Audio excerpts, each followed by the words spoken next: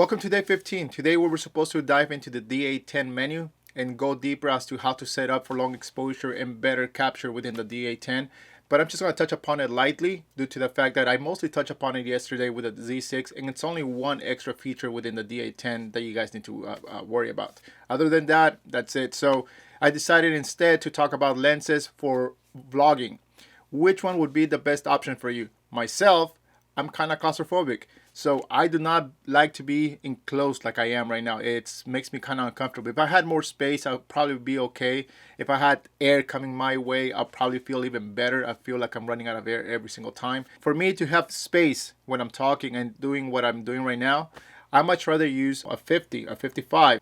Those lenses, the normal vlogger usually uses ultra wide lens, which would be somewhere around 14 to let's say 35. That's because they're holding it like this the whole time. Makes sense. I much rather do this right now, like the way we're doing it. For my personal experience, and by doing this for the last 4 months or so, kind of found my path into the lens that I really like. So any lens for me that's between a 50 and a 60 seems to do the trick. It's the lens that I feel the most comfortable with. Anything being more than that, it's too far away and I can't see the camera anymore. So because I get blinded by this light. I must show you how it feels to be in front of a lens at different focal lengths for you to make up your mind of what would be best for you. We're going to start at 16 on an FX format, just to show you what that is. If you were to be on a smaller sensor that has a cropped, let's say of 1.5, to have the same focal length of 16, you'll probably be using an 11 or a 10. I'm gonna show you this on FX format because that's what makes sense to me the most and it's easier to talk about. We're gonna start with a 16, then move over to a 20, 24, 35, and a 50. For me, like I said, it's all about space and being comfortable, and if that's what you're after,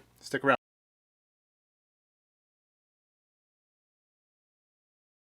To not let you guys down, I'm going to start with the D810 features, which is probably going to take only about 30 seconds or so because I'm just going to pick the random parts of it and just show them to you quite fast. And this is what you need. Before we start, you're going to need either a trigger with a remote trigger or just a trigger by itself. The way it works is the first time you press a trigger, it will lift the curtain. The second time around, it will start the process of exposing your photo. After you have acquired your remote trigger, you need to make sure that you are in the single setting in your rotary switch. If you're there, that's perfect. Now the only thing we need to do is go to D4 within the shooting display and set to 3 seconds or 2 or 1. It's up to you. I set it to 3. Click the trigger once. It lifts the mirror, and as soon as you click it again, count to 3, and then the exposure begins depending on the setting you have on your camera. If you want to have an additional safety feature to make sure you get the most, you move the rotary to mirror up. Then you can come and switch the setting here on the electronic front shutter curtain and set it to enable. The exposure delay mode gives you that extra space for you to work perfectly those 3 seconds so you can let go of the camera and it stabilizes itself. In this mode, if you did not have the exposure delay mode on, as soon as you click the trigger, it will start your exposure. But you still have the problem of maybe having that initial shake on your camera. To eliminate that, also have the exposure delayed mode on, and then when you click the trigger for the second time to begin your exposure, it will give you that delay and then start the exposure process. Now that we're done with the D810 features for better photography in low light or on a tripod or in any which way you would like to use it, I have an extra lens here. This is a 24 2.8. It's a vintage lens. My other lens is a 55 here, which is also a macro lens. So let's start off with this one. This is what this lens would look like at 16 and how close the proximity looks between you and I. So for vlogging, this is what a 16 looks like up close. And I'm telling you right now, this lens is way too close for comfort for me. I feel very uncomfortable. The look though, you get to see so much of it, it's kind of cool. That's the only reason why I also like it. Because if I'm working on the desk, I want to show you something. This is what my go-to lens, so I can show you more at a closer range. The wider you are, the closer you want to be. Otherwise, it's kind of pointless to use. That's just a thought I wanted to share with you guys. And if you think this is the look you're going after, that's perfect. But notice that how much distortion there is. That's the other reason I don't like it. 16, distortion, it's there. Can't get rid of it. Now we're going to go up to a 20 and see what that looks like. This is a 20mm focal length, and this is about 20 inches away from me. It feels a little more comfortable. It's not so crowded up in my face.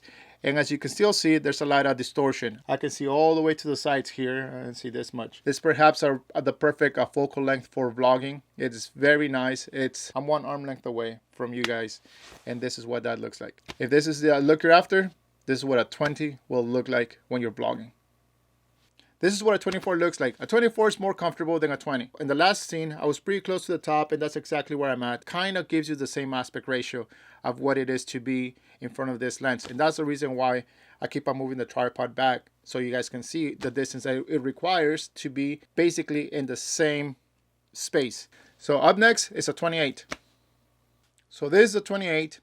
This is the distance, and this is what that looks like. I can tell there's a lot less distortion. Actually, it looks quite decent. A 28 might be perhaps the starting point. I kind of like it. Yeah, 28, not bad. That's what a 28 looks like. Now let's do a 35.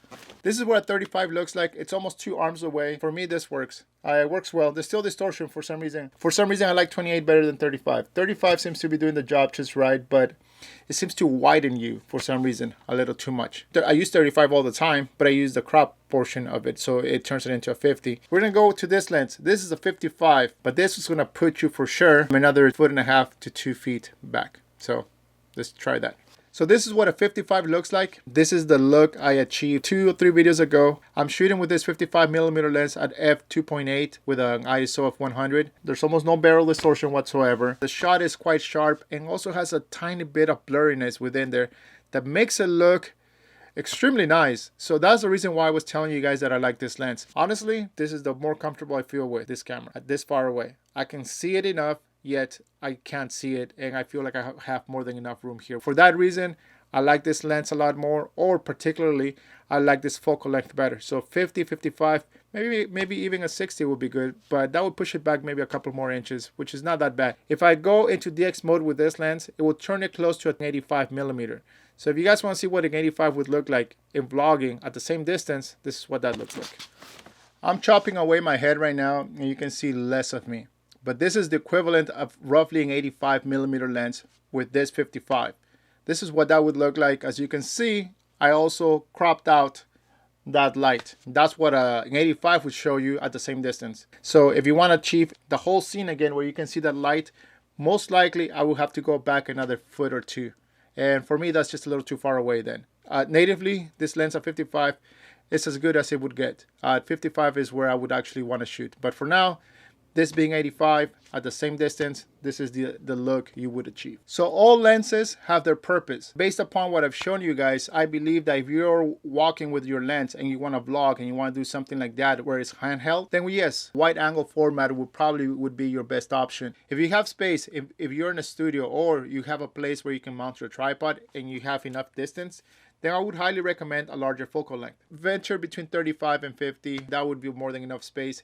If you feel a little too uncomfortable, you can't speak, or you feel that you're running out of air, then that means that you feel too confined. If that's the case, and you're probably like me, you want distance. A lens that's further away would be the best option for you. That's it for me today. Thank you. I'll see you guys tomorrow at 5 p.m. Subscribe. I'll see you around. Late.